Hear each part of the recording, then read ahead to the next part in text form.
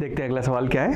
Question कहता है given below are two statements. पहला स्टेटमेंट है in an LCR series circuit current is maximum at resonance. So when अपना resonance की condition है एलसीआर सर्किट में करंट मैक्सिमम है, ये अपना पहला स्टेटमेंट है।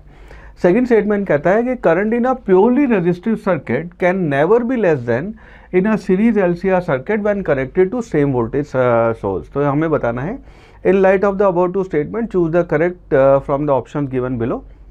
हमारे ऑप्शन है स्टेटमेंट 1 ट्रू है, दूसरा फॉल्स है, पहला फॉल्स है, दूसरा ट्रू है, या फिर दोनों फॉल्स हैं या फिर दोनों आपके ट्रू हैं। नाउ इस स्टेटमेंट को अगर हम इंडिविजुअल इवेल्युएट करें और एक बार एलसीआर सीरीज सर्किट को देखें तो अपना एलसीआर सीरीज सर्किट हो गया एल, उसके बाद कैपेसिटर और उसके बाद अपना एक रेजिस्टेंस लगा हुआ है ये, और आपने मान लीजिए इनको सेम सोर्स पे कनेक्ट किया हुआ है, ठीक है। तो आपका एलसीआर सर्किट है। नाउ इस केस में जो आपका करंट यहाँ पे फ्लो कर रहा है उसकी अगर मैक्सिमम वैल्यू हम देखेंगे तो हम लिखते हैं आई मैक्सिमम, या एक काम करते हैं मैक्सिमम से पहले करंट क्या होता है उसको लिख लेते हैं।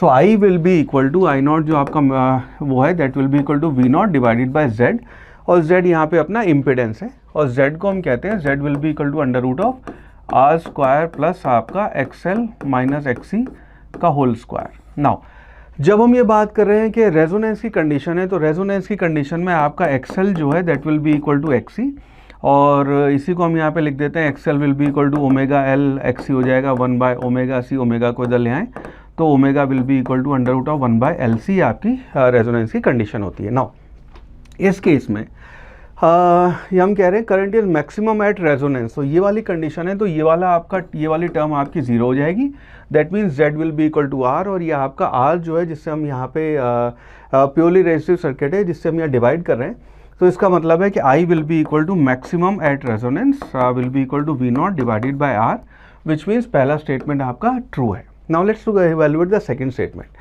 सेकंड स्टेटमेंट कहता है कि current in a purely resistive circuit can never be less than in a series LCR circuit. तो अगर आपने सीरीज एलसीआर सर्किट लगाया हुआ है जिसमें एल भी है और सी भी है और आर भी है, तो आपका आर जो है उसमें प्योरली रेजिस्टिव सर्किट में करंट कभी भी कम नहीं हो सकता है।